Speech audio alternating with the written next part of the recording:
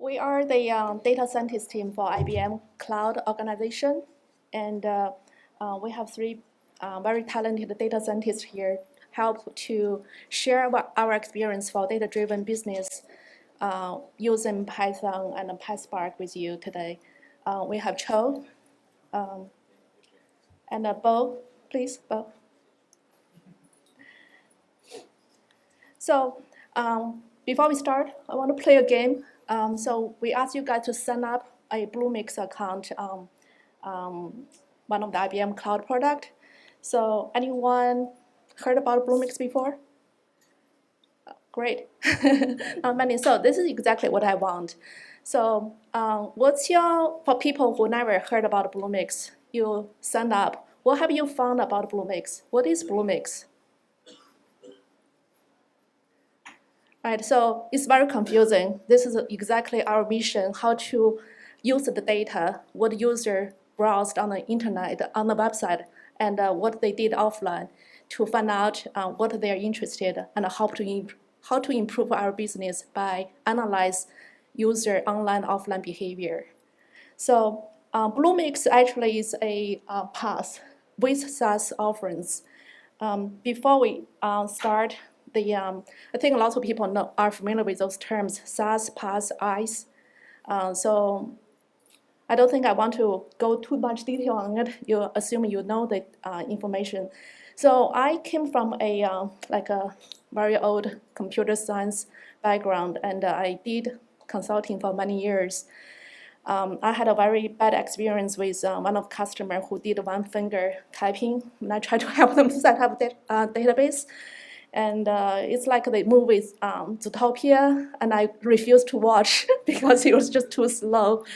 So this is exactly why IBM is moving to cloud, try to help you to save some effort on setting up the environment, the infrastructure, the platform, the application, so you can use it on demand. So Bluemix is a open standard cloud-based platform to help you to build, run, and manage your applications. And it provides lots of services, lots of even third-party services. For example, earlier there were sessions talking about Databricks, so it's like a Spark as a service. So Bluemix also has such a service, which is the one of the services we use to do this tutorial today.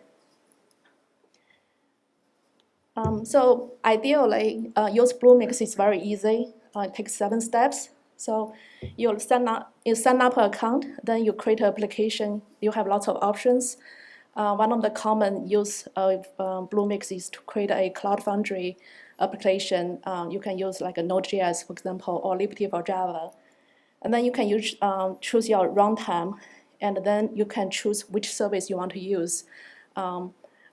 Lots of one-cent services are very attracting to the customers. So once you create the service, you can provision the service and bundle the service into your application. So for example, when you do a database instance, you can just key in the JDBC driver with the host name, the port number, the database name, the table name. So boom, you have everything. You don't need to install the database anymore. You don't need to administrate it. So it saves lots of time, which is the reason I actually like the whole SaaS offering, and start to do this kind of analytics work about 3 years ago.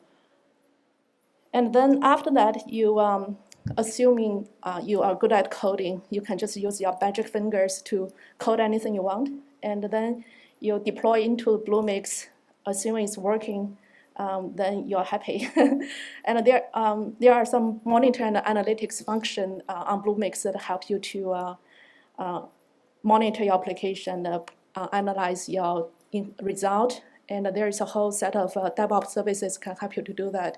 It connects to GitHub and do some kind of like auto deploy and different functions. So if you're interested, you can explore that. So this is Bluemix, and in the beginning, when we do Bluemix, we were just providing data to the executives, whatever the number they are interested. But later we found it's actually not enough. So here's the story. When IBM started to do the SaaS offerings, the first thing we do is when you do any kind of SaaS offering or PaaS or IaaS, there are lots of developers, product managers, project managers, testers are on the website, same as customers. So in order to get the most accurate insight, you have to separate your own employees out. So we have a very cool function to separate the IBMers out. Basically, you store a 1 pixel image on the intranet, and then you issue a HTTP request. So no matter whether the user is on site or work at home remotely, as long as the request is successful, then you know it's an IBMer. So we separate them out, and then a week later, we launched a paid advertisement, and a day later, we found our bounce rate is like a 95% high. It used to be like much lower. So we know there's an issue. And then different stakeholders start to point fingers to each other. The dev said, marketing, you did something wrong. The bounce rate is so high. The marketing said that your user interface sucks and it doesn't work. People don't like your content. So people start to blame each other. And then we start to collaborate with different stakeholders. And then we found the site we are trying to promote is a white paper. So people go there to learn our product, then they can click a button to download that paper. But the download button is actually going to IBM.com site, which is considered as a bounce in our case. And then there are other issues like people download or leave, you can't tell the difference, and also there's no callback, call in action to ask people to learn more about the product. So further issue we found are like a search engine optimization issues, like there were images, file names, metadata, description of the page, keywords, all those are not really matching. In this particular case, one of the keywords we found that there's a problem is we're providing monitoring solution, but the keyword in paid advertisement is monitor. So lots of hardware people came and bounced. So after collaborating all of the stakeholders, we made improvements on the user interface, worked with the designers, developers to fix all of the issues, and then worked with marketing team to fix the keywords and the search engine optimization issues. And then we used RTC, which is like an equivalent of GitHub, to track all of the items being completed within a week. And a week later, we found a 10% increase immediately. So this is one of the first data-driven success story in IBM, which brought the attention to senior executives. We need a data team. So we start to think about, okay, so what do we do? So we build a data science team. By knowing the experience we had, we realized there are 3 core sets of skills we need. So you need digital data business analysis skills, and you need statistical analysis skills. So last year we had lots of interviews with different data scientists, and we found 2 very talented people, Bo and Chul, to join the team. And Bo has a PhD in statistics, and Chul has a PhD in computer science with some data science background. So this is our team, and the next slide is our, okay, thank you. Our solution architecture. So this is our dream. Not everything is quite there yet, but most part are there. So there are lots of data from different places. We're trying to analyze and consolidate and also correlate. And then we have a Spark environment. Our Spark environment, when we started, there was no Spark as a service, so we built it by ourselves. I wish there was a Spark as a service, so it saves lots of effort. And then we do lots of machine learning prediction or other models, and then we have automation, like a bot function that we can trigger different automation with other production environment and trigger different events, like send the information to marketing, sales, tell them who signed up, what's the high score sales leads. so they can take actions. And our dream will be like something on the right. In the future, we want to correlate like the monitoring information, the operation logs, and the social data, even Bunsen data. Try to use all of data as much as we can, so we can provide better insights. And the goal is to improve the business by providing improve the return of the investment for marketing team, and do sales leads predictions, and user experience improvements, and product improvements. So those are our goals and solution architecture. This is something that we are kind of proud of, our data science for business process. So we built this process actually based on the pretty well-known cross-industry standard process for data mining, and we extended it with the data science flavors.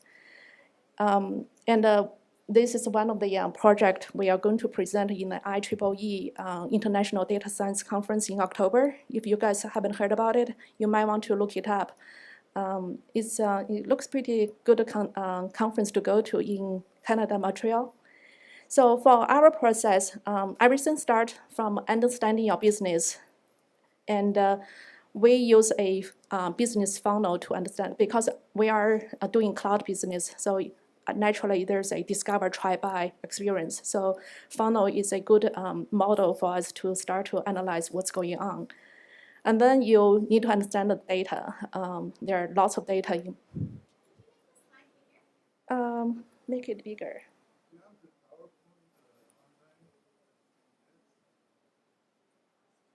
See.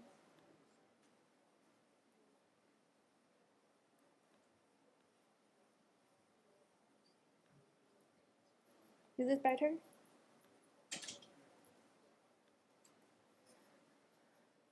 I'll share the slide with you.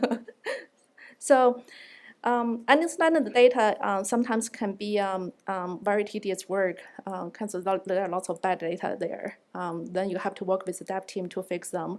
And then the next part is actually one of the most important part. You need to do data preparation, which includes like normalize the data, data imputation, transformation, so all those things. One of the business case we built for this whole process is the sales leads prediction, which is the one that we're going to present in Canada. Before you even start your model, we know there are so many prediction models. So we start to think about, okay, what is our goal? How do we compare different models? So and then we use I think Bo recommended a confusion matrix, and I use a precision recall F1 score to compare different models. And our end result was they were based on different feature selections, feature correlation, and like overfitting, cross-validation kind of results. We have over 80 plus different variations of different prediction models, and we select the best one to use. And this whole process iterate. So once we have the best model, then we do predictions, and then periodically we'll rerun the model, retrain the data to see which one is better, because there are new data, there are some new services coming, there are some changes in the data you have to retrain. One of the innovation we are planning to do, haven't done it, is to be able to intelligently know when is a good time to train. You don't want to just do like a weekly or daily. So that's one of the wish list we have in the future we want to do.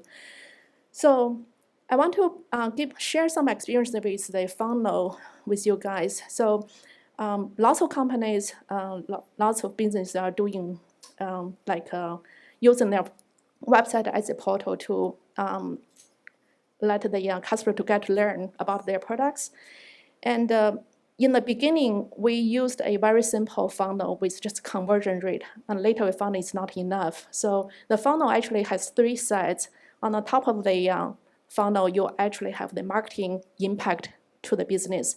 So their marketing have like a social media, paid advertisement, organic search engine, and the communities, campaigns, direct links. So there are different marketing channels. And what you are looking for there is how many unique visitors and what's the conversion rate either to sign up or to purchase. So that's the top of the funnel. On the right side of the funnel is a conversion where you can identify different steps, progression steps, just not a step, total numbers of each step. The progression steps means each step, each layer of the data is a subset of the previous layer. So in Bluemix case is how many people signed up for Bluemix, and among those people who signed up, how many people logged in. Among people who logged in, how many people used the service. So therefore, you know where people drop off, and you can improve in the area where you need to.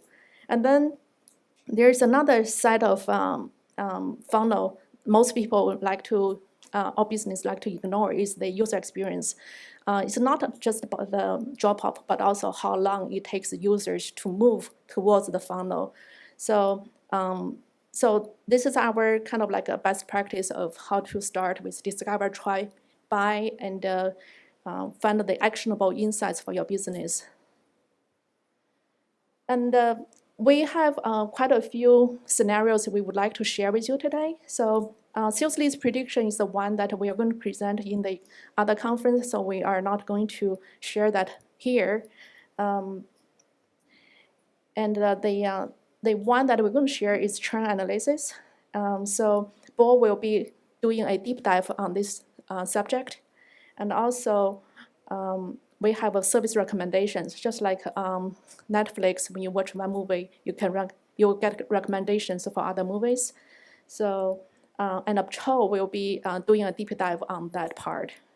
So the major takeaway for today's session is just to be able to understand how we do data-driven and data science-driven for business, and how we do data service recommendations, churn analysis, and so those are the major takeaways from today. And so in order to do this tutorial session, we couldn't really share our Spark environment with you because it's behind a hub firewall. So we decided to use the Spark the service on Bluemix to make it more interactive. So in case you don't want to install Spark to learn and use your notebook, you don't want to install Jupyter, so you can go to Bluemix account if you have that, and you can start to explore, and then we'll go to the catalog page where you can find Spark and then create an instance. Hopefully it works. So do you guys want to try that? So all you need to do is to go to Bluemix.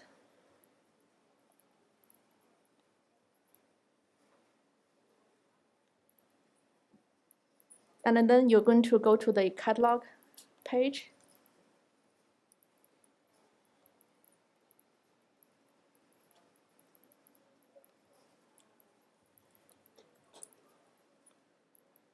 Assuming you can log in, you can just click on Apache Spark, which is Spark as a service, and create an instance. And then you'll be able to create a notebook there right after that. It should take about less than a minute.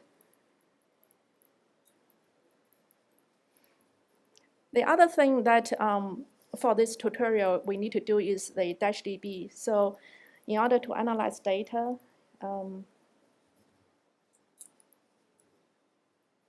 the data has to be somewhere, so we just use -db as a data storage place. So you can also do the same thing, search on -db, and then click on -db, create an instance there. And then after you create it, you will be able to see there is a open your console icon. So one thing, if you are interested in the future promotions, you may want to name your instance as something -spark PyData, so we can work with the marketing team to get some promotion going on. But if you are not interested in that, you can just try it. All right, so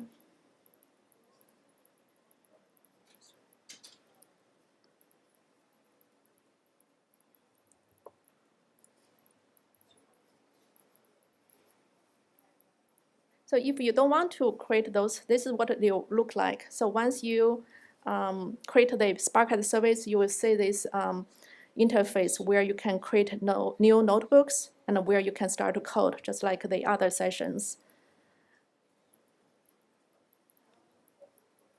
And then in DashDB, you can see this kind of interfaces where you can open the separate console of DashDB, and then you can load your data into the DashDB and start to work on your data, load them, and do different operations. And after that, we have a code that we can share with you. So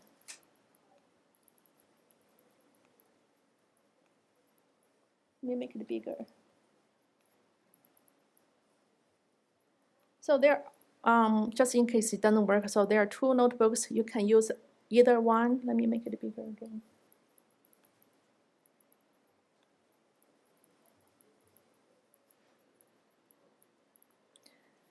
And then it will have a simple, very simple sample code to show you how to connect to the DashDB data and then do some simple data manipulation and plotting, and then install a library, a machine learning library, so that you can run some machine learning algorithms and get a result.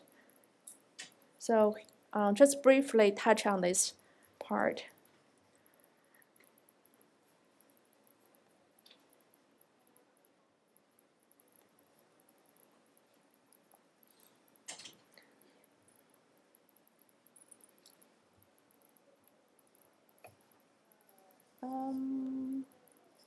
Cannot be expanded.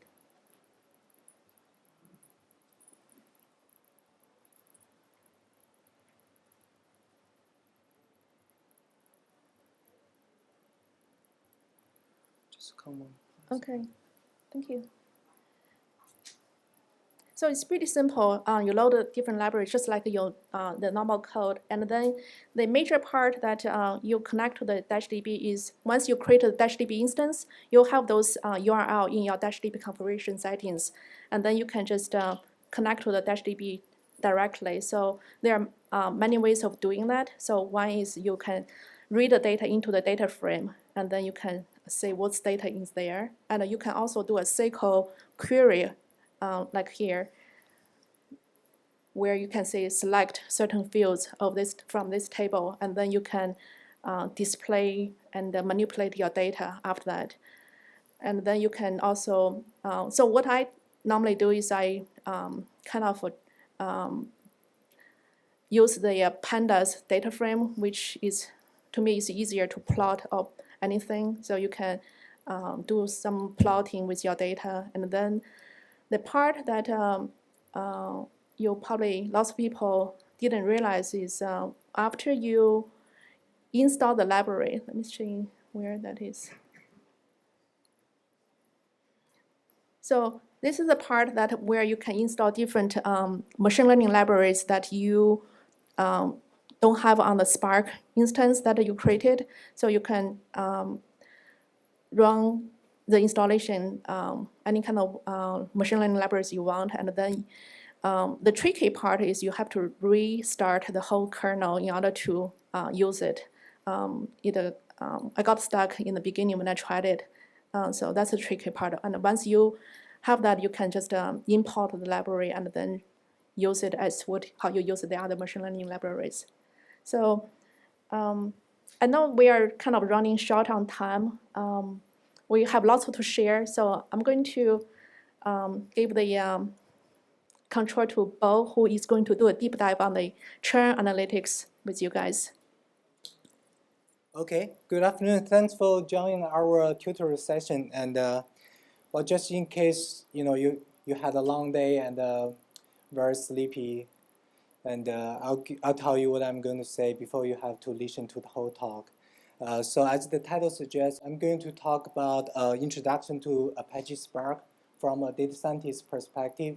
So why we need Apache Spark, and then followed by the introduction to machine learning. And finally, I will give you a taste of machine learning capability on Spark, by showing the use case of customer churn analysis.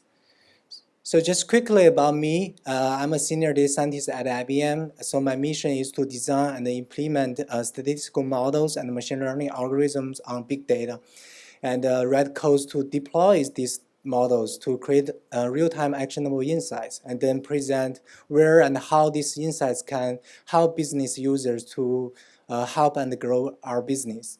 So I did my PhD at NC State in statistics. When I'm not consumed by data, I like to play soccer. So if you want to play soccer with me, just join me. And I'm new to Twitter, so if you have a chance, please follow me. I really need some followers. And so we are in this new world of cognitive business, right? Where digital business meets digital intelligence. So or data science from data scientist perspective, and our customers' expectations are changing from product to data about product to personal value. So it's all about data, big data, and making sense of big data, and organizations who can effectively leverage big data will win in this digital economy. So where does big data come from? It's everywhere around us, right? Take IBM Bluemix as an example. So everything you do online can be recorded. The clicks you make, the survey you complete, the application you create, deploy, update, stop, and the services you bind to the applications, everything can be recorded. And also another big data source can be user offline data, your demographics, your email, your industry, your company. And then, as you probably know, once an Internet of Things can be another big data source. So all these just represent the tip of the iceberg in terms of the data you can collect and analyze. So we have so many other big data sources, and we are generating gigabytes, petabytes, and terabytes data every day. And there are good news and bad news on this. The good news is the data storage cost is getting cheaper. So nowadays, if you go to Amazon and you want to buy a 5 TB external hard drive, it only costs you $100. It's really not too much, right? But how long it takes to read these 5 terabytes data from to somewhere? It takes actually about 15 hours. That's actually quite a long time. Not to mention further computing on that. So that's the challenge we face today. What's our solution? So obviously, one machine cannot process or even store all of the data we have. So the solution is to distribute the data over a large cluster of machines. So we can have a lot of memories on each machine, and even more if you look at across all the machines of a cluster. So take our big data right here, and if we partition it up over all the machines over a cluster, and each machine gets some number of rows of our big data we want to store and take analysis on. So this idea of partitioning big data out and storing the data on different machines of a cluster is the Apache Spark data frame. So the Apache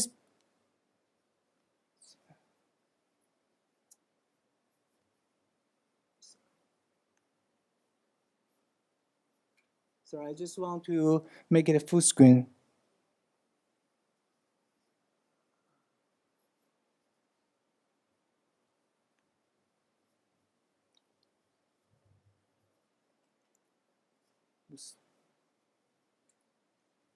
So this is Chunhui's computer. I'm not familiar with.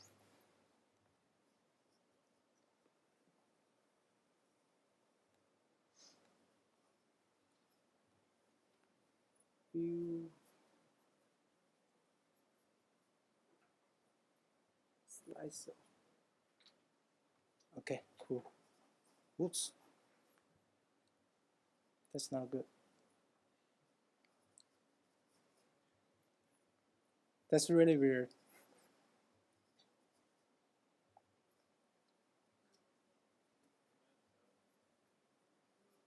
Yeah. Can you just give me 1 second? I will put my computer.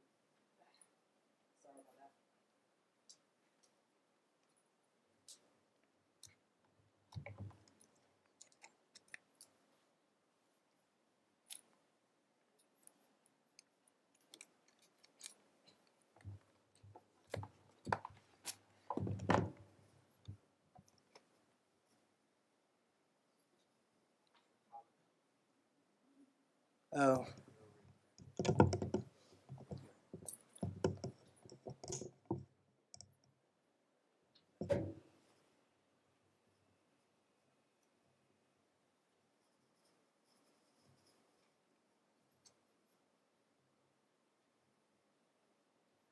Okay. So I know we are running out of time. Sorry about that.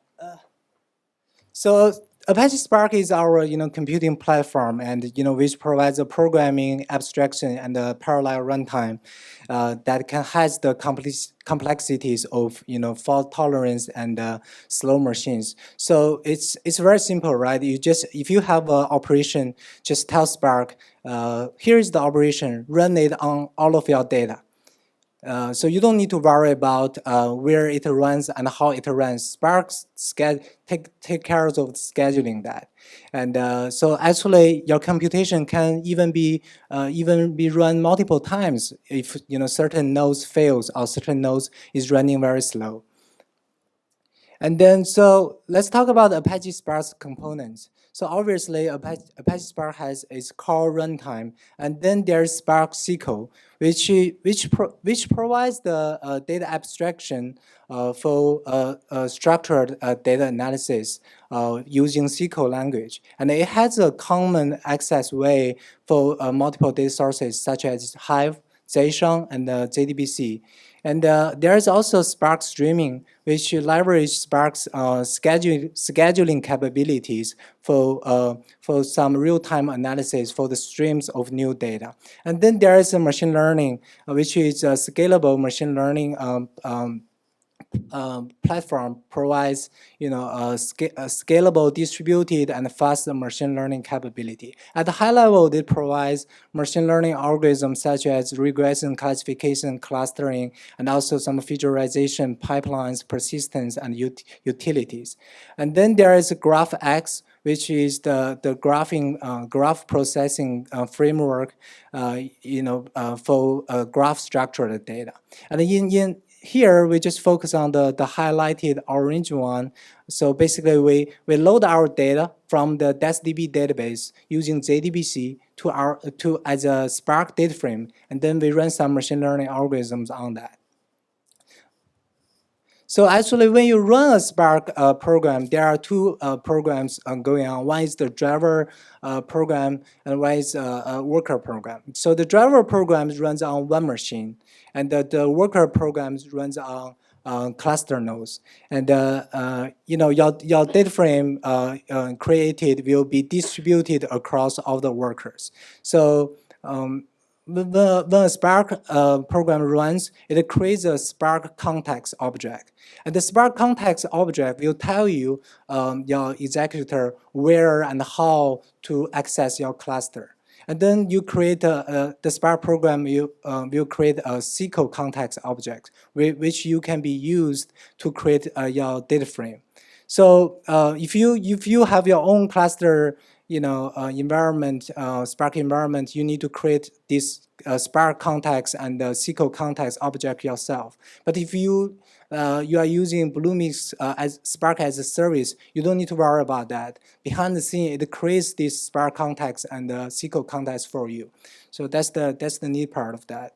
And so now let's talk about when you work with Spark data frame, you need to follow the following life cycle. So you need to have data, right? Loads from certain data source, such as the DSDB here. You create a data frame, and then you apply a transformation to that data frame, and such as filter and select. Transformations in particular are lazy. They are not calculated until you take certain actions such as show or count. So if you do apply this show action on the data frame, then Spark literally springs into data frame. And so they create a data frame for you, and then it applies this transformation, filter, and select on the data frame, and then apply show action and show the results. So that's a brief introduction to Apache Spark. So from a data scientist perspective, why Apache Spark is getting so popular nowadays? One of the reasons is machine learning capabilities. So machine learning is a wide-ranging area, right? It can be roughly defined as designing and implementing method that can learn from and make predictions on data or observations. And the regression is one typical machine learning algorithm. Its goal is to predict a real value for our observations. Common methods include linear regression, generalized linear regression, and survival regression. Survival regression is the one we are using here for our customer churn analysis. And also another popular machine learning algorithm is classification. Its goal is to assign a category for our observations, our data. And so common methods include logistic regression, QDA, LDA, decision tree, random forest, naive Bayes. And one of our project we did using classification method is sales leads prediction. And so as you can see that regression and classification, they are both supervised machine learning method. So which means they learn from labeled observations. So the idea is to this label will teach the algorithm learn a mapping from observation to labels. But in contrast, unsupervised learning forces us to learn our observation from those unlabeled data. So clustering in particular is one of unsupervised machine learning algorithm. For example, we use that for our, find out the personas for our customers. We segment the customers using clustering. And a common method include k-means, hierarchical k-means, decision trees, and Gaussian mixture. And another machine learning algorithm is collaborative filtering, which we use for building our recommender system, which Chul will illustrate further on later. So we are using the method of alternating least squares. So here is a typical supervised machine learning pipeline. So recall that machine learning learns from data, right? You have to have data. So the first step is obviously to obtain our new data from certain data source. And then after you have this data, usually this raw data is in an arbitrary format. So you need to do something before you train the model. So this is where usually the feature engineering or comes. We can incorporate our domain knowledge to better represent our observations. Once you have a good representation of our data, you are ready to train a supervised learning model on the labeled observations. And once you have a model, how well it performs, you need to evaluate that. And how do you do that? One natural way is to evaluate that model on the data you didn't use when you trained the model, right? So they are still labeled the data, but you didn't use it when you train the model. You use that to evaluate your model. And once you have the evaluation results, you can decide whether you are happy about the results or not. If you are not happy, you need to go back, iterate. Maybe this can involve, extracting new features and incorporating more domain knowledge, talking with engineering team, other team, and also may involve trying different supervised learning algorithms. So we have so many algorithms sitting there you can try. So after all this iteration and you are happy about your model, then you use this model to predict the future observations. In other words, the observation really don't have labels. So that's the whole process of machine learning. So now so the final part is, I want to talk one specific model here, which is survival regression. So we use this model for our customer churn prediction. So survival regression is actually commonly used in life science. So to predict, when an event will happen.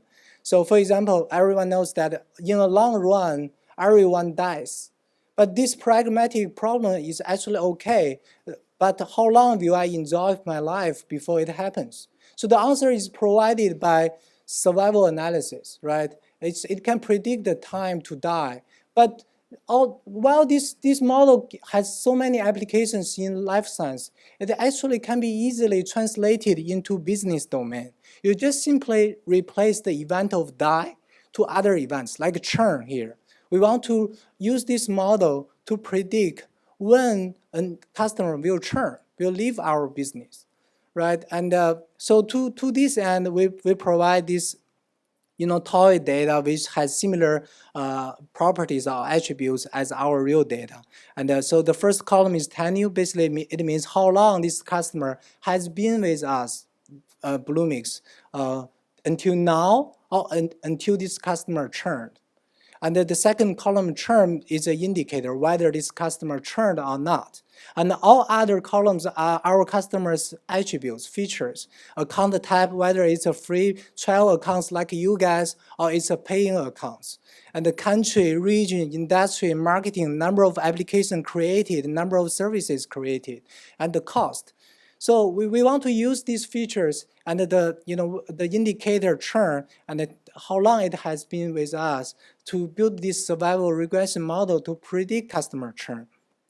So this is one example, right, of 4 customers, and these 4 customers start with Bluemix at the same time, and after a while, customer A left. So we can have a way to measure the time to churn, similar to customer B. But for customer C and D, we don't know their time to churn yet. This event didn't happen yet.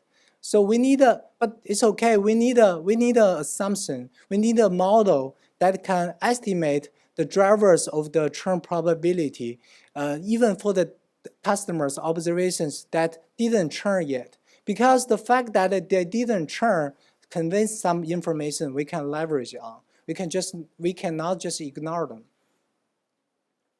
So this is probably the boring part.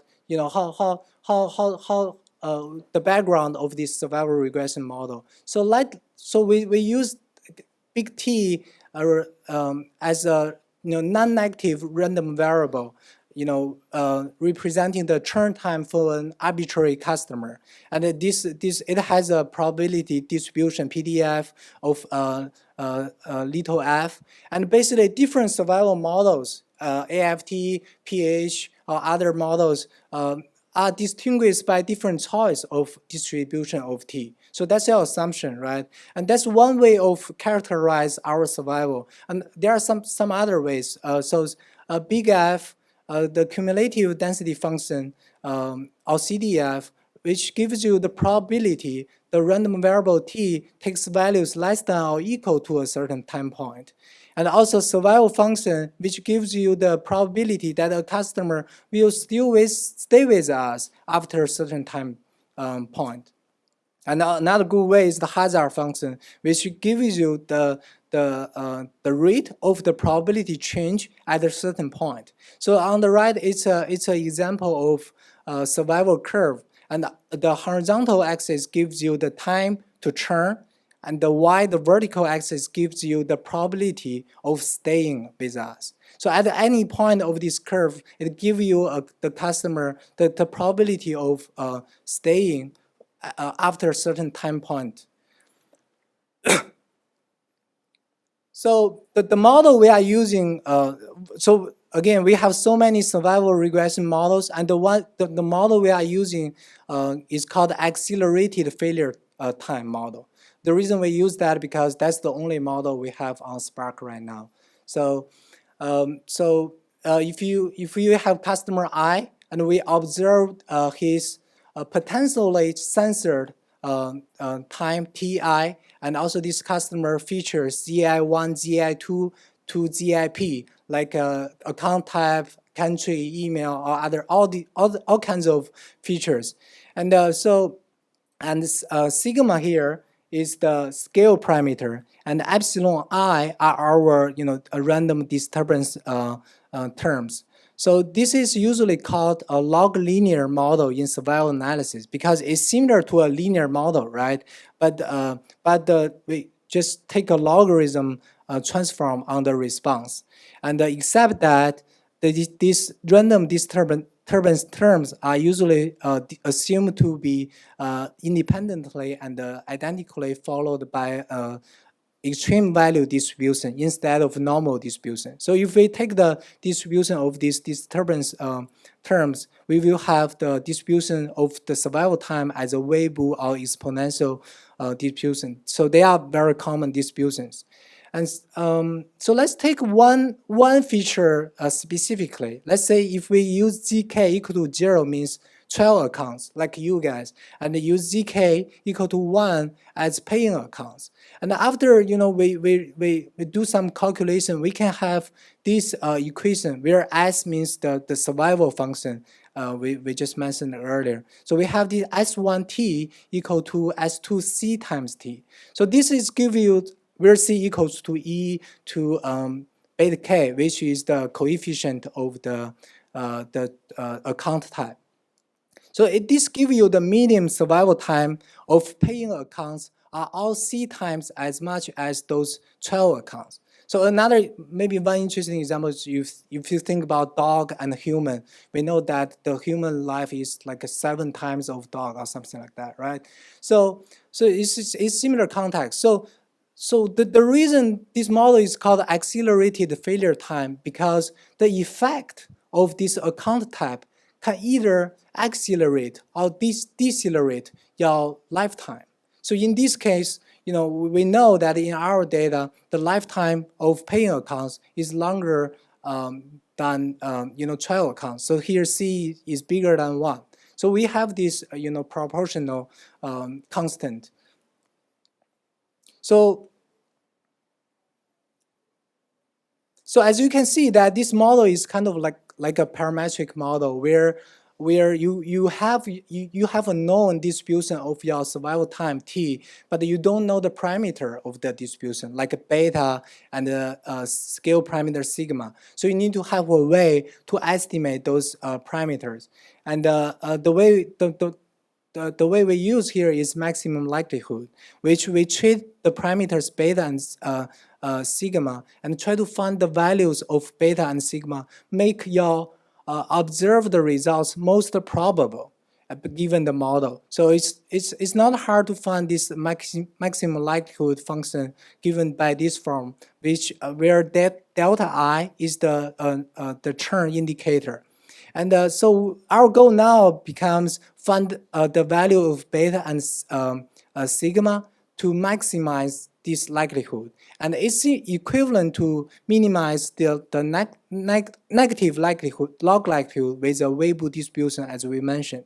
And now you have your objective function here, which you want to minimize. So now you can know why Apache Spark use AFT as their first survival model, because each customer or each instance contribute this objective function independently. So you can, it's easier to parallel, easier to be distributed. And this is a typical convex optimization problem. And there are so many methods to solve that, like a gradient descent. You want to find the local minimum by iterative taking step in the direction of steepest descent, which is called gradient. This is first order method. It can be very slow to achieve your goal. Right, you take a small step each step, and then it comes this Newton method, which approximates the first derivative with a linear function by using a second derivative. It can be faster, but it can be very expensive because you have this matrix of second derivative, and you need to do an inverse of this matrix. So it's very computationally expensive. And so then it comes this LBFGS, which is a method in the family of quasi-Newton method. So it approximates the objective function locally as a quadratic without evaluating the second derivative. So it can be faster, and it's not that expensive. So that's the one used in Spark to solve this optimization problem. So having said that, so just want to sum up how this AFT model survival regression works on Spark. So you just you have parameters, right? The weights. You just randomly choose some initial values, give these values to the executor. Let the executor know this initial ways, and then this executor will tell the workers, and on each worker, we compute our likelihood or negative log likelihood, and also gradient for each customer. So, and then we sum them up locally, just on that machine, right? And we have so many workers working in parallel. And then we reduce them from executor to get sum up of likelihood and gradient together for all the customers. And then we use this optimization method called BGFS, is that right? BFGS, to find the next, new ways. And then you tell the executor the new ways, and you iterate, just iterate this process until certain criteria is met. And finally, you got your, your model ways. You are satisfied. So that's the whole process of why we want to use a PySpark, and why machine learning is important for us, and one use case of how do we do that on the Bluemix notebook. Let me show you the. Do I have time? Okay. So I'm going to log on to my Bluemix accounts.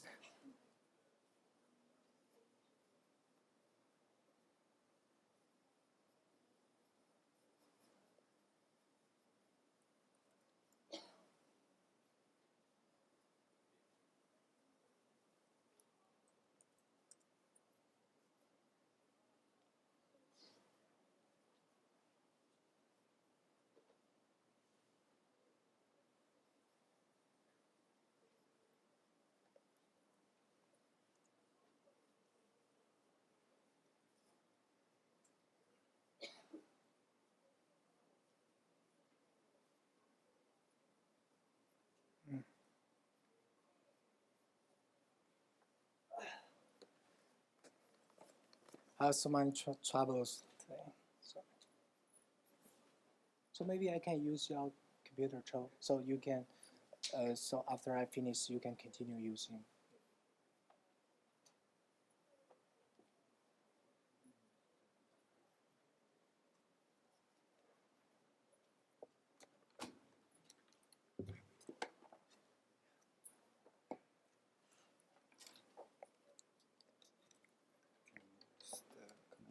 And I will show you the dual boot. So, yeah, it's okay.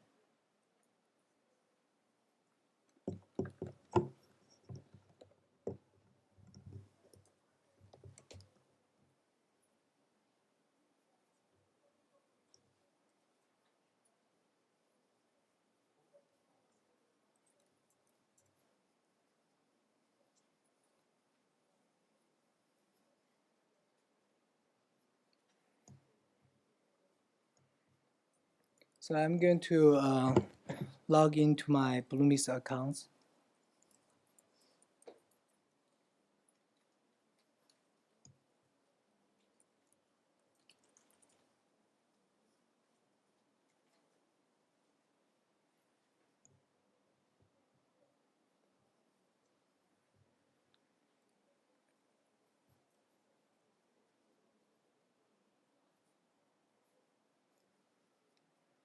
So this is the console for the Bluemix. So you can, as you can see, I have several applications running, and this is the service I'm using, and it's either binding to certain applications, or it's a kind of standalone service.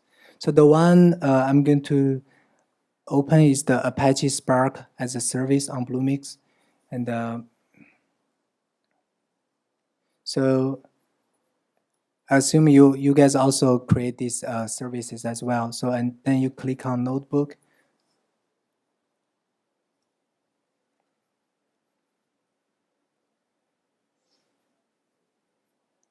So I already created several notebooks here, and the one I'm going to open is called PyData.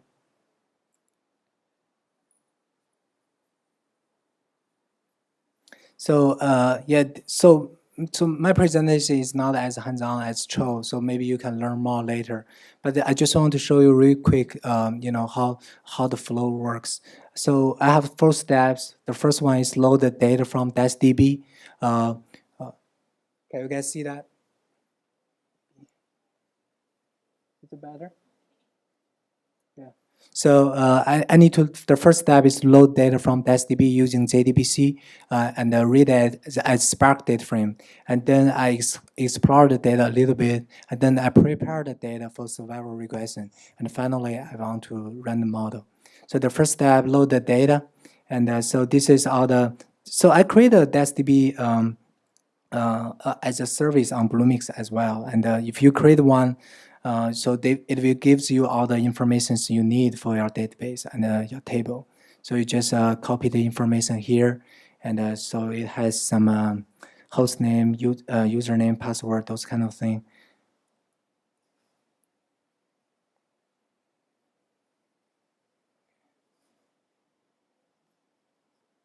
So I'm just going to run this, and then the next one is, as I mentioned, so if you use Spark as service on Bluemix, you don't need to create the Spark context object and the SQL context object yourself. It creates for you. So let me check on that. So this is the one, the information about Spark context and the SQL context.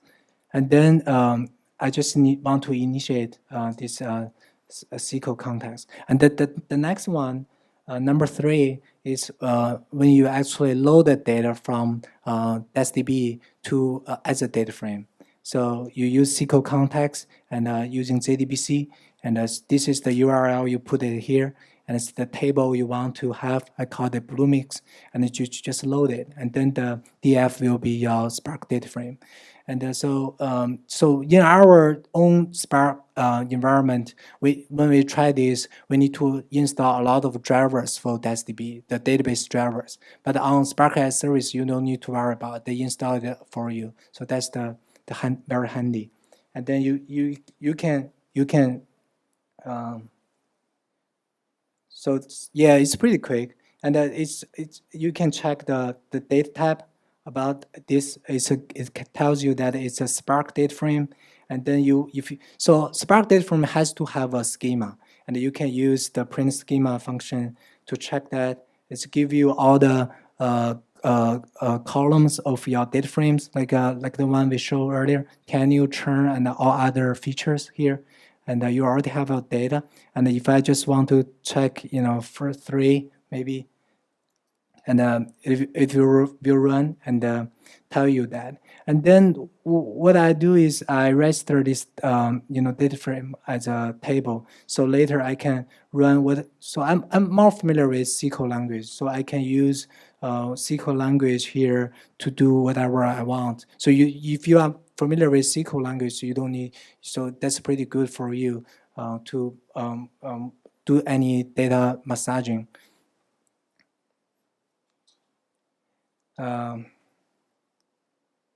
Okay, so I already print out the first 3 columns here, rows, and then I register the data frame as table, and just catch that, and then this is I want to show how many customer churned, how many customers stayed, and we have different segments, how many numbers of customers for each segment.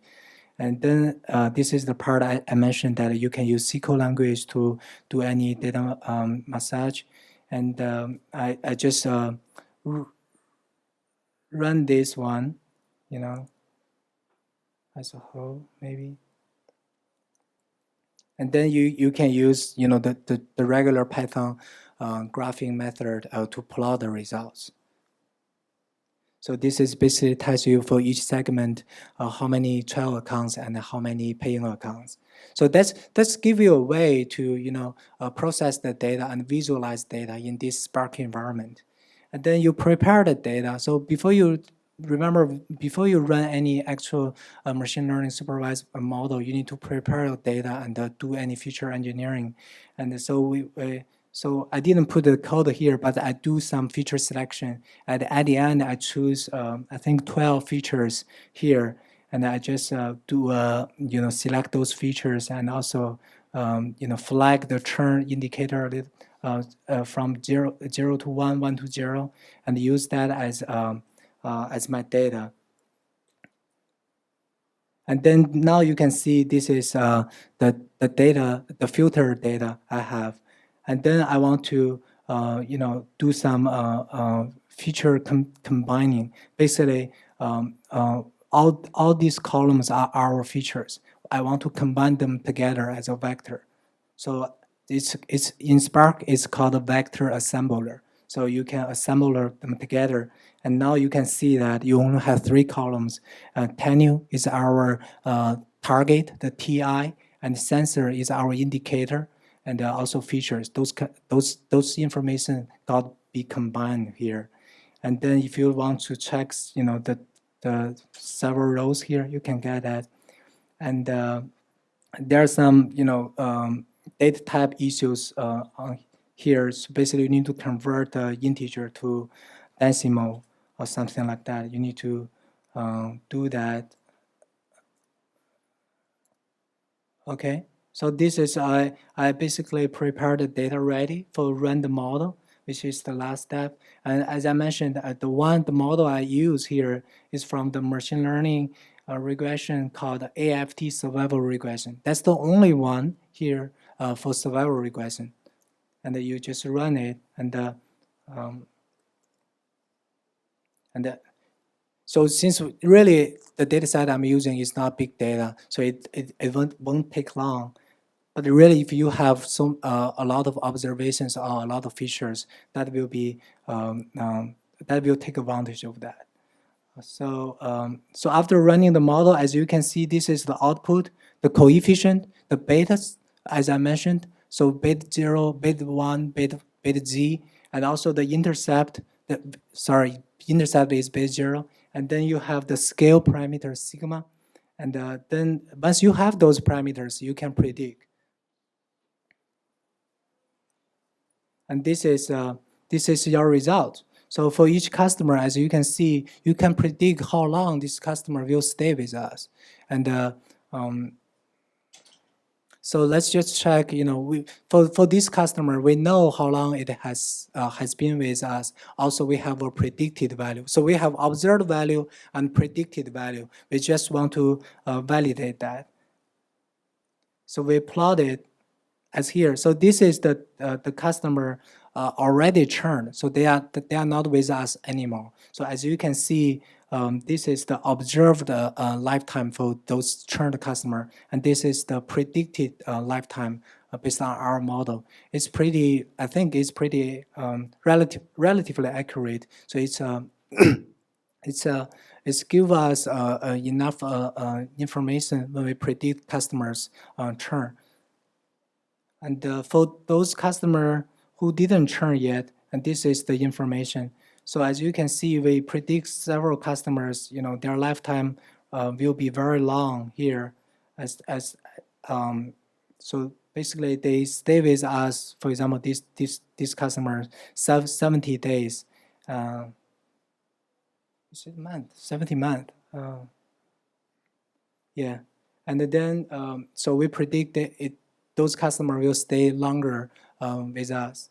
So, and then so this is just for fun. We want to check that accelerated factor, the C value, like dog and human, it will be 7. So I want to check, what's the effect of a count type here. It turns out it's 1.14. Again, this is a toy data. It's not real data, but it shows that the premium accounts, the paying accounts, has a longer lifetime. So okay, I think my part is done. And if you have any questions, I know I go through this very quick, but if you do have any question, I will be here, and I'm happy to answer any question. Thank you. Hello everyone. My name is Chul. My PhD background was computational neuroscience and neural network and machine learning. Now I'm working with Chunhui and Bo, boost IBM Cloud business. This is my Google Doc. Please open with this URL. This is your entry point of my intro tutorial. So now I can see some guys access to Google Docs. So okay, everybody is here. Okay, I assume all open my Google Doc. Okay. I will give you 3 missions through my skeleton code. And this tutorial, you will answer the following questions. What are Apache Spark data frames? I know you heard Apache Spark data frame from previous sessions, but I will give you a little bit different one. And how are window functions different from aggregates or user-defined functions? And how to analyze data with Spark data frame, how to build machine learning model with Spark ML. In my case, I'll use alternating least square with regularization. I'll tell you why ALS has a regularization and how to evaluate the model. That's the point. Okay, you already set up the Bluemix and Spark as a service. So I'm going to skip this part. But please download my skeleton code at this URL. So I'm going to download it too.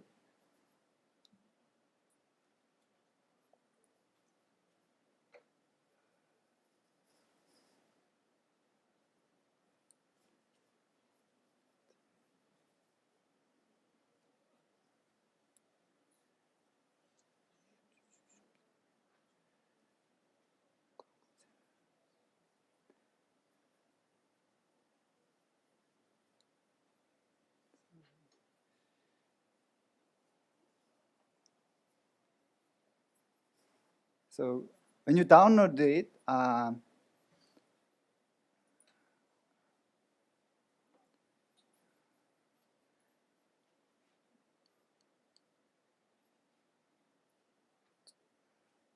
okay, go to your Bluemix.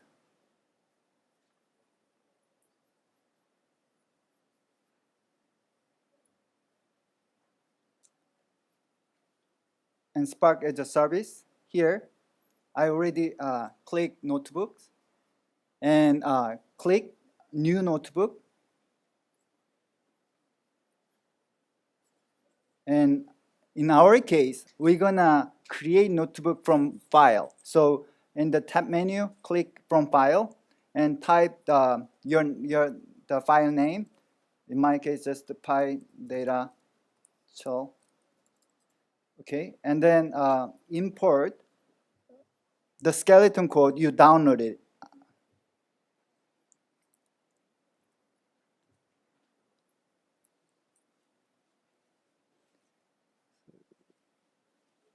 Okay, once you import the skeleton code, then create notebook.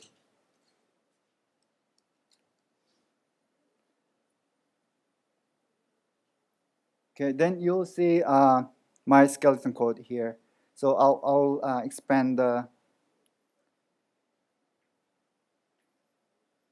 size. You can see clearly a little bit. I'm gonna introduce a little bit about the menu.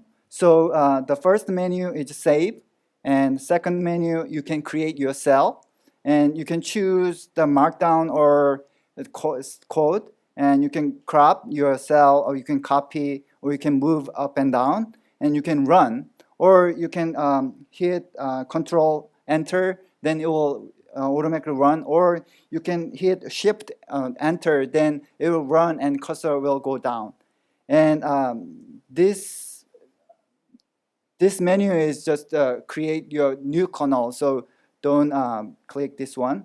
So I'm gonna remove the menu for better present, and the right side, it will show you your notebook environment. So when you click data source, you can add data source and notebook information, your name and your owner, and environment here. Already apart services, this one already installed Python 2.7, Apache Spark 1.6, and pre-installed libraries. And in order to install the new libraries, you can use just the exclamation and pip install and your new libraries. And I'm gonna just remove the menu.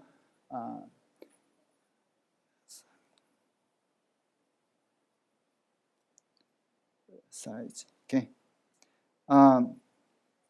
You already learned about the Spark data frames. And Spark data frames has two kinds of functions. One is transformations and actions. And you heard that Spark is lazy computation, especially for transformations. Then how can we know which function is transformation and which function is actions? When the function return data frame, the same data frame format, then you assume that function is transformations and it will compute later. And the action will return different types of the format. For example, map or filter will return the same data frame format. So it's a transformation function. And for example, count or collect will return the different format of type, the file. So then it will, the action function. So each cell, when I explain something, I also put some information, the link. So when you go home, so you can check that for details. And this plot, actually, it's very big step for Databricks. Before they working with RDD, with Python or R, their performance was bad. But after they moved their data to data frame, their performance is quite similar. So that's why data frame 2.0, they moved to data frames instead of RDD. And we are also focusing on the data frames. You can check that. Okay. Let me explain about the initial point of Spark. So previous session at the Spark, they already mentioned about the Spark clustering, and briefly mentioned about the Spark context. Driver program is the main, so in the cluster, the main node, and you can add worker node, several slaves, and cluster manager will map together. And when you create the notebook in the Spark as a service in the Bluemix, it will automatically create Spark context instance. When you create Spark context, you have to specify your executor's memory and the driver program's memory. In this case, when you run it, so let's run the first code.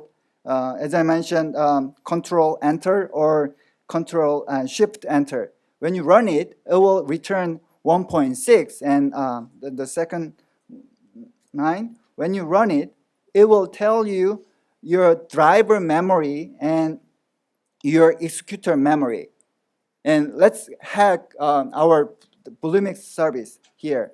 So instead of current configuration, we can stop the service the Spark context, and then you can configure your own way. Just a second.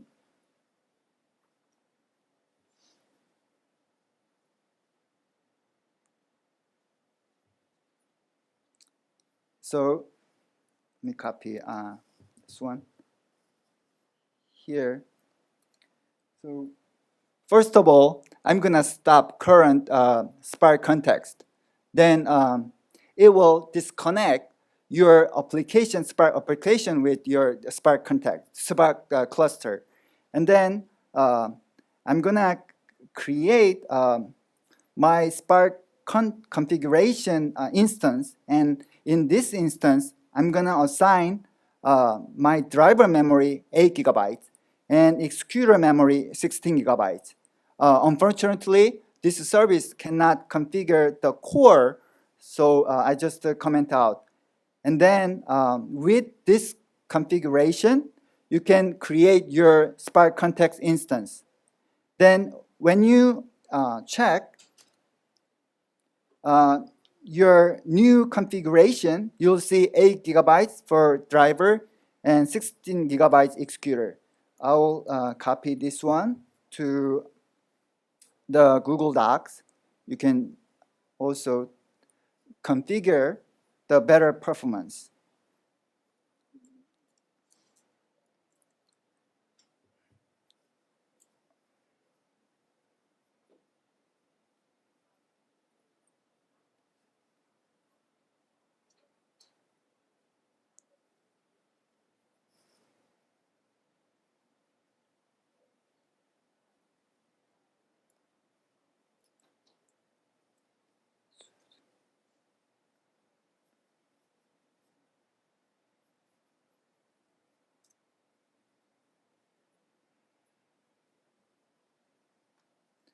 And when you have your Spark, when you have your Spark in your system and you have your Jupyter, I also give you how to set up your Spark kernel.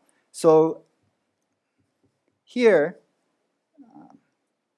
under Jupyter directory, you can create the PySpark kernel, and in the kernel, you can create kernel.json. In the JSON file, you can copy this configuration, and then the one more thing is your Spark the directory and your Spark IP address here. And then in that case, you can configuration of your Spark, and then you can create the Spark as a context instance. Okay, it's just a brief introduction. And let me move to my notebook here. Okay, before Spark 2.0, there are two ways you can create Spark SQL instance. One is Hive context and SQL context. And Hive context is a superset of SQL context, but Spark 2.0 provides Spark session as new entry point of Spark, which is combination of SQL context and Hive context and future streaming context. But we are using Spark 1.6, so we also we are going to use window functions. And the further question is, what is window functions? So here is the brief diagram. So as I mentioned, Spark data frames provide two kinds of functions. One is transformations, and another one is actions. And SQL function is complementary functions which available for data frames.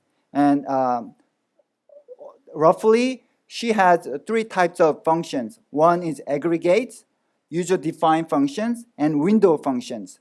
So aggregates return one result as a sum or average for each group of records, while UDF, the user-defined functions, return one result for each record. So it will calculate each record with the user-defined function and return the record result. In contrast, window functions you can scope. So we have 100 records. So you can scope different the records, and then out of scopes you can calculate the functions. And here we are going to use row number and percentile rank. So to use the Spark functions, you can from PySpark.sql functions, you can call sum or UDP row number or percentile rank. It's a reference here. So I'm gonna create SQL context instance, name SQL context here. And from SQL context, you can create data frame from your database. How can you map your database? So one string in the string, you should include host name and port number, database name, user ID, and password. So here we are using I'm using -db. You can order your own -db and you can import your data.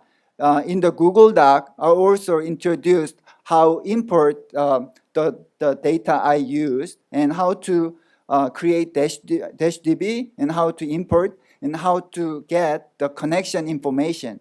I already give you in the appendix. You can follow later.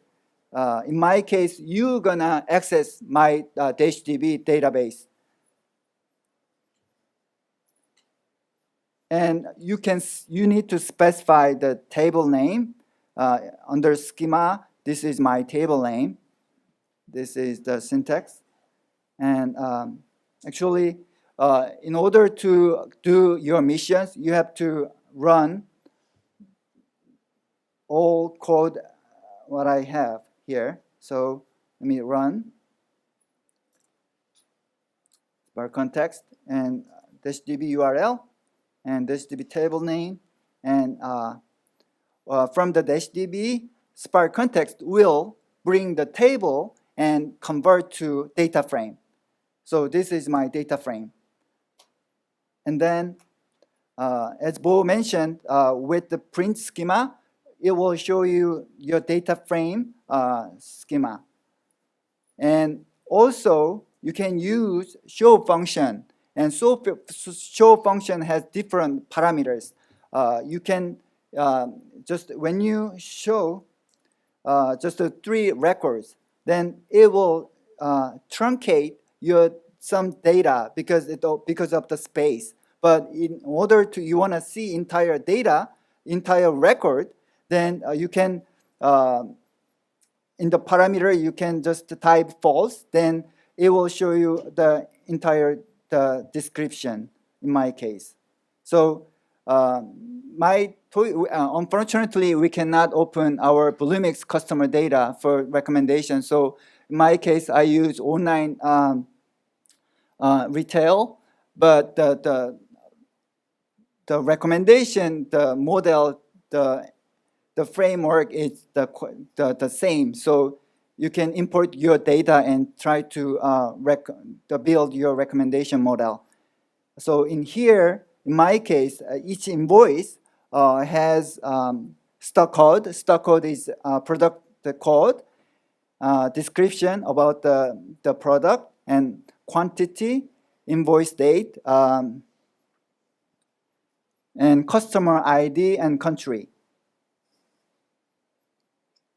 And data frame also provide describe function returning kind of the summarize of your column, numerical column, mean, standard deviation, and minimum and maximum. It's like quite similar with Pandas data frame, but huge difference is Pandas data frame, their transformation function just to execute at each level, but Spark case as a lazy computation until meet action function. Okay. Also, you can limit it to certain column to get the describe. And when you run describe, in the customer ID column, some records has null. So in my case, if the invoice record has the null value in the customer ID, I'm gonna remove. So I used drop null data frame function, and specifically in the customer ID, should run it. And then also you can look at two columns or multiple columns, whether they are null or not. And you can specify either column have null value, then you can remove, or all column have null value, you can remove. So in this case. Okay, then I'll give you first mission. So in our stock code, it consists of the numbers and letters. So the stock code is a string type, but our model just accepts integer type. So then how can we convert stock code item ID to integer type? Actually, you cannot convert a string to integer. So we're gonna use row number. So we're gonna pull the stock code uniquely, and then when you have unique stock code IDs, you will attach a sequential numbers. Then sequential number would be your integer item ID. So first of all, you need to create a unique stock code data frame from the df clean retail data frame with drop duplicates function. Once you have unique stock code data frame, create new column item ID and call row number and assign a sequential numbers. Once you have column ID and row number, you're gonna attach both columns to original table using left join. So I'll give you 2 minutes to finish the first mission. Then when you finish, here in the Google Doc, here's your answers section. So you can type your name first and then paste your code and then see kind of different people, different idea, and so we can learn each other.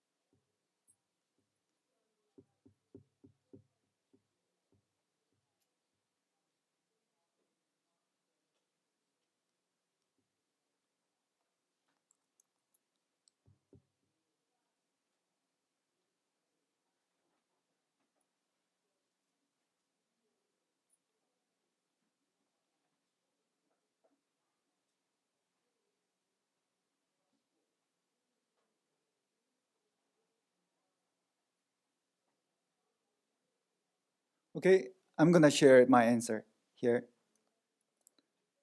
You can copy the Google Doc.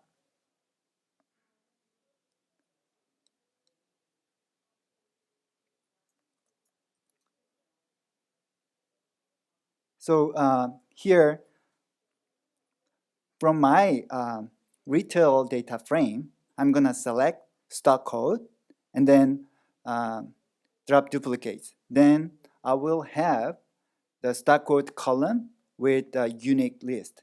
And then with the unique list, in order to use window function, you need to specify window spec, window spec, I'm sorry. You need to specify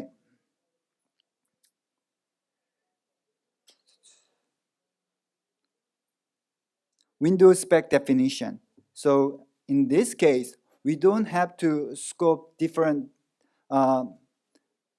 group or different parts. It's just in my case, simply just put order by and put my stock code information. And then this is my window spec description. And here, with column function will provide your new column, or you can override. If you put same column name, you're gonna override, or when you put the new column name, then it will create new column into your data frame. So here, I'm gonna use PySpark SQL functions and row number over, this is the syntax. I already gave you the reference link. So when you look at the example, you'll see this is a syntax, dot over, and put your Windows spec description. And you can put alias or not. It's up to you, because it will return the new columns. Once you have new columns, so you have stock code column and you have the new ID, the item ID, and you're gonna join your new data frame to the original data frame. So this is my original data frame, and you're gonna join. And how you're gonna do left join with your new data frame on stock code. And I'm gonna just return stock code, item ID, quantity, and customer ID. But in this case, I didn't specify item ID, quantity, and customer ID because the new data frame, she doesn't have those columns. But two data frames have stock code, so I need to specify which data frame you're gonna bring. So specify here. So let me run it so you can run to do next mission.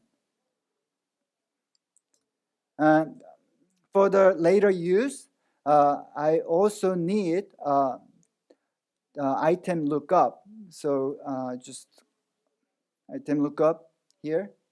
So I'm gonna copy into our Google Doc. So you can copy and paste in the cell at the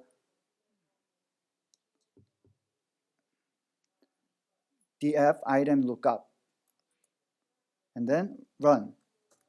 So now you have integer type item ID.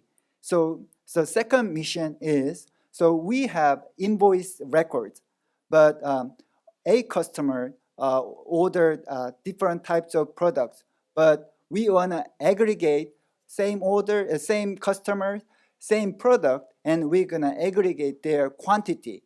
Now the quantity is different records, so you're gonna group by with stock code, item ID, and customer ID. And then if the quantity is 0, we're gonna convert 0 to 1 because we assume if a customer have any record, we assume she has some activity. So we're gonna just have some meaningful value. So when you aggregate the quantity, and if the quantity is 0, we're going to convert to 1. To convert 1, we're going to use when and otherwise functions. I already gave you the reference here, how to use it. So you can follow the example, and then you can use it.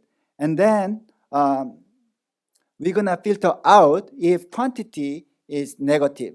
That's your third step. So I'll give you kind of few minutes so you can do second missions.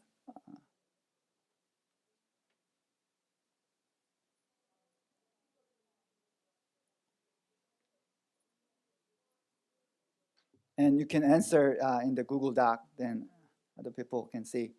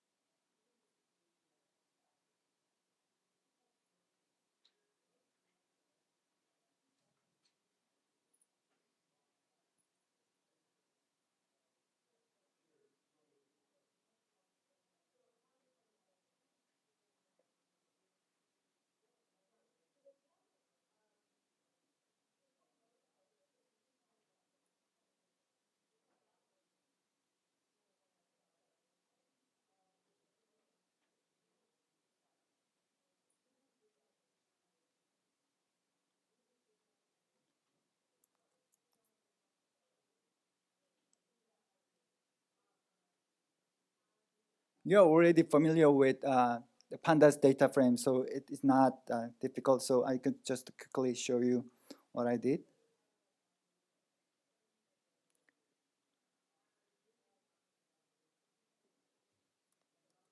So this is my answer. You can copy and paste your cell and then run.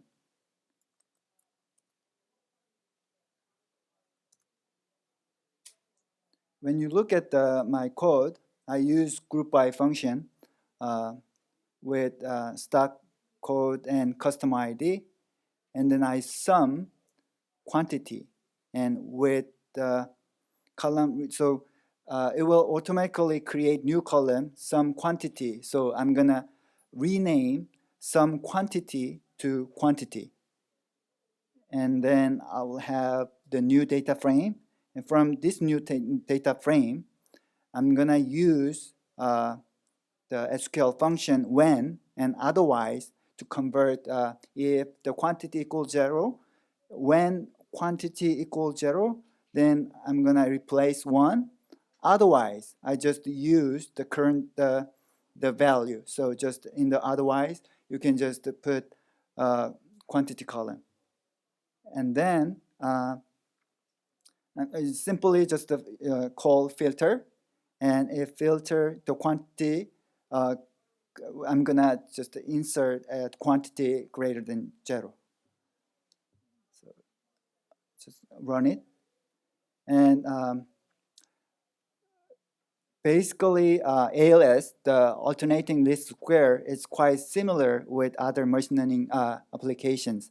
So we need training set and test set, and when we randomly split training set and test set, then the problem is some customers' products would split to training set and test set. So we don't want kind of that situation. So in my case, I pull the customer list and randomly split the list to part, and I create the new two data frames based on the two customer lists, and one is training set and another one is the test set. So here, I'm I have my data frame, and I select customer ID, it's a customer list, and I remove the duplicate one. And from the unique customer ID, I randomly split 80%, 20%. And then for 80%, I inner join with the original data frame, and I create training set. And 20% the customer list, I create a test set. This is my training set and test set.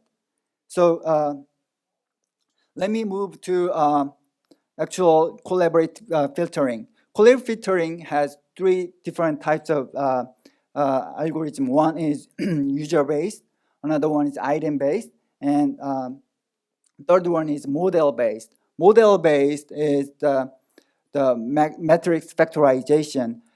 This was very popular when the Netflix, at the Netflix contest, they won. And so this is the Korean. She actually he introduced the recommendation algorithm with alternating list square with regularization. So when you just use alternating a list square, then it will overfit your data. So the algorithm add regularization, and also the Spark implemented this algorithm and has regularization parameter. You can adjust the regularization parameter kind of to avoid overfitting. And this is movies data. Movie data has the actual explicit rating information. So you will have the rating full metrics based on users and movies, the data. Then you will metrics factorize row rank, and then you can estimate the rating metrics, and will have the low rank two metrics. One is users and another one is movies. And later on, the same authors, they published another paper, implicit feedback. So implicit feedback is in our case, the product quantities, or in our case, customer, how many times they visit our Bluemix, or how many applications they create, and how often they update the event. That's a kind of the implicit feedback. So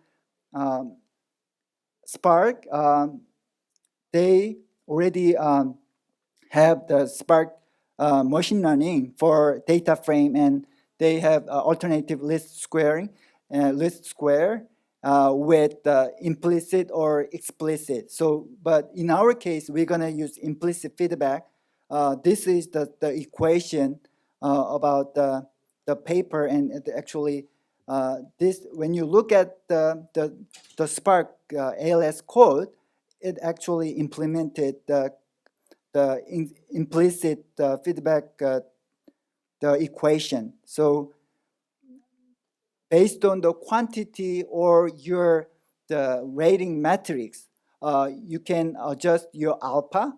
Alpha multiply the rating, and then +1. This is your confidence metrics. And based on that, you can adjust your rank. So what is your latent factors for customers and the products? So hidden factors, you can adjust number of hidden factors to have the original, the rating metrics.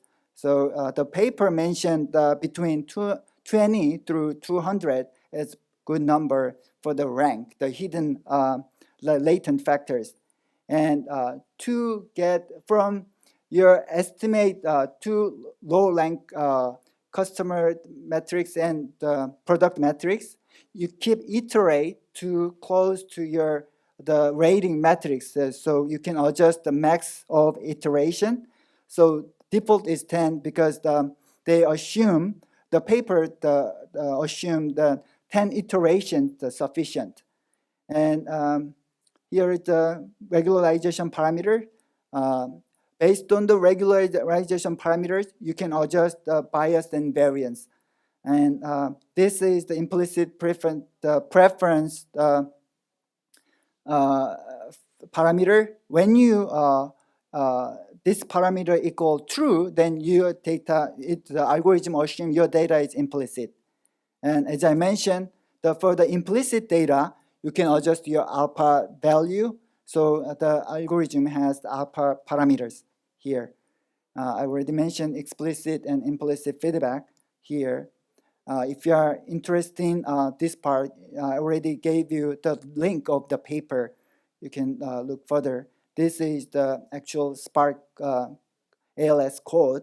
This is a reference for the reference. So in my case, I found the rank hidden factors at 25 and implicit feedback. So the rating is the implicit, so it's true. The iterations, my iteration, we're gonna run 15 times to get the original metrics. And the paper mentioned that the alpha is the 40 value is quite good number, so I used their recommendation. And regularization parameters, I use 0.1. And here, my item column is, you have to specify your column name. So we convert our item list to integer type. That's the item ID, right? So item column equal item ID, and user column is customer ID, and my rating table score is quantity. So my rating column is quantity. And then when you parameterize your ALS algorithm, you have to fit and train with your training data. So I run it. So I didn't run with the previous one. So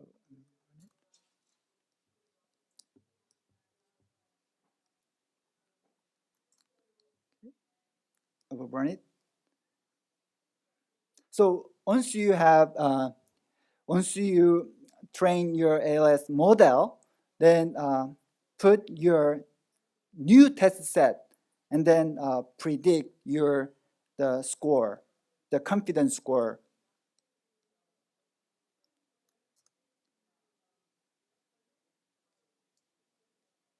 And for evaluating my algorithm with the training set, I train ALS model, and I run new data, test set data, and have new prediction result.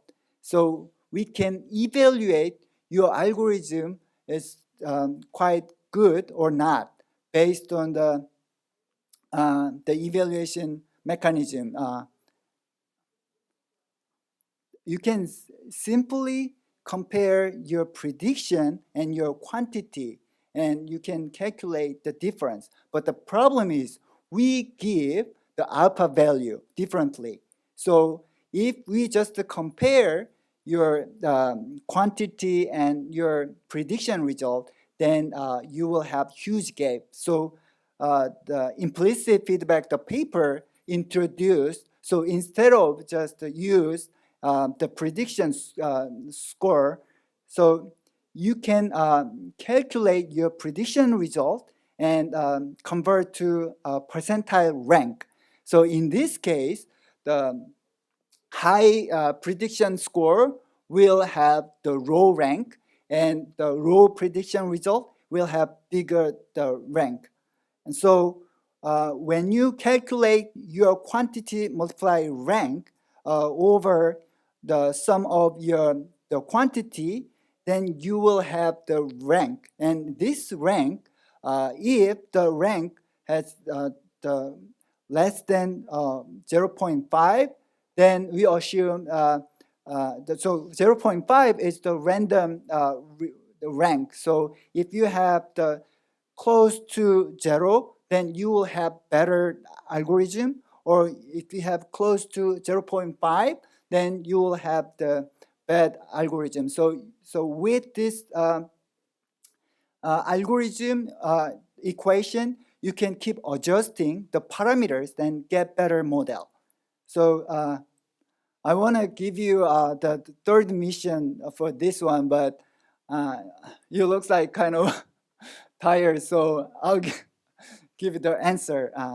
So basically, you need to filter out the prediction result if the result have the null. So even though your algorithm predict some product, she cannot adjust. So if she cannot predict, it will just return not available value. So we need to filter out if she didn't have any prediction.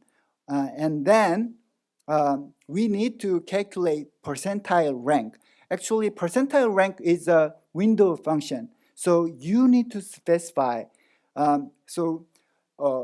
One customer, you have several products you ordered, and the algorithm will have the prediction of the customer's product's prediction. So you need to group by with customer, and each customer's the result.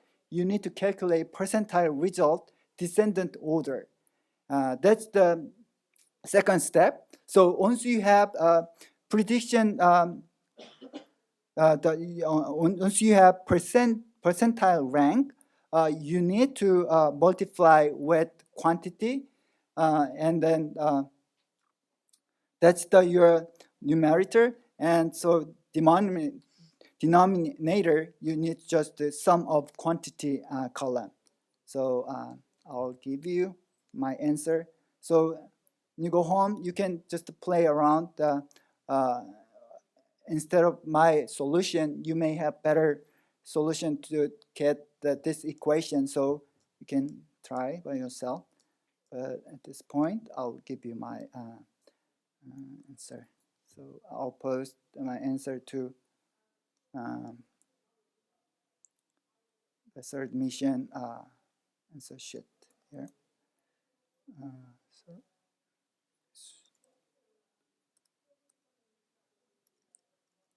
Okay, can easily copy. So let me explain what I did here. So I'm doing kind of quick. So I use the SQL function. Is not available. So if it is not available, it will return true. So in my case, I use not.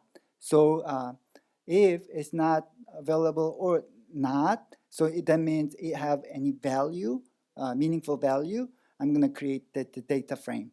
And then once I have the meaningful value prediction result, here, this is my window spec description. So as I mentioned, we need to partition by customer ID, and customer ID, we need to sort order, descendant order here.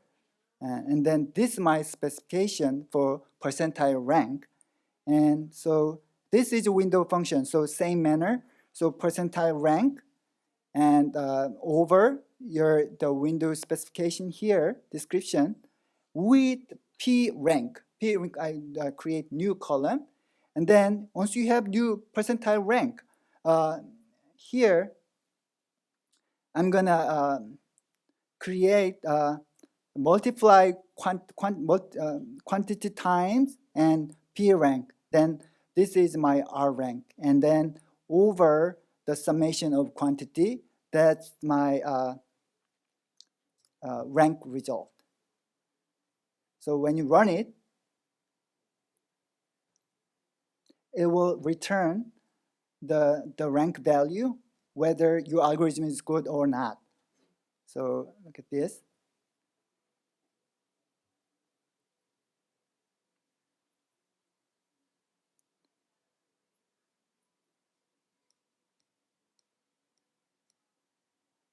So once you have kind of complete ALS recommendation model, then you want to see how she actually predict my new product. So I'll give you one example and then I'm gonna stop.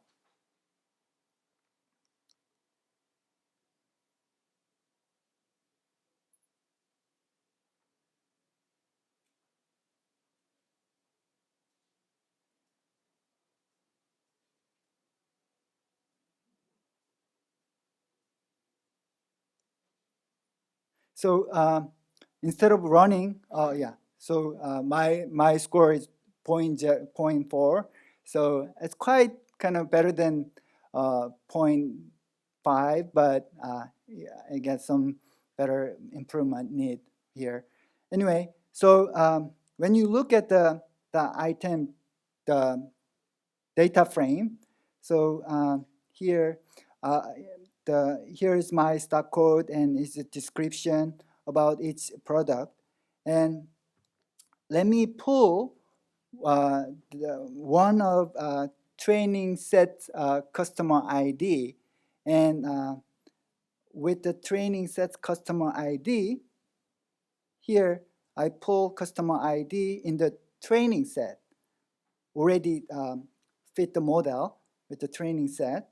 And I'll pick one of them and then copy, and this is my customer, and I will give her the new product's recommendation. So run it. So here I'm gonna filter. This is my customer ID with this, and select stock code. And I wanna see which product she ordered already, and I will remove the products she already ordered from the entire list. And from the remove the order list, I'm gonna calculate recommendation score for rest of the products, and I'm gonna rank and give the top 5 recommendation. So this is what I ordered, she ordered, and here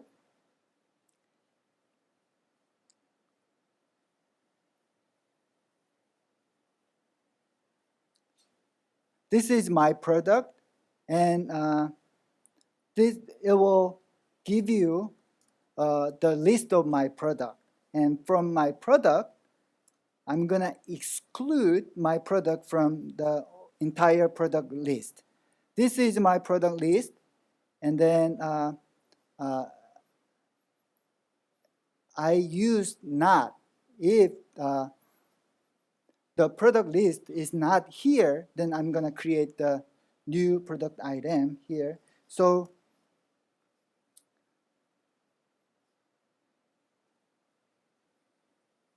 out of 3,500 new product, I'm gonna calculate the recommendation prediction score, and then get the top 10 list.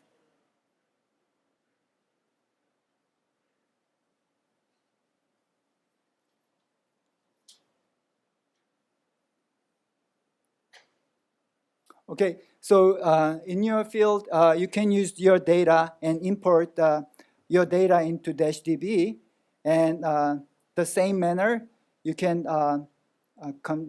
copy, and in the connection information, she will give you the JDBC URL. So copy it and replace in my code, and you can play with your data for your recommendation engines. Thank you.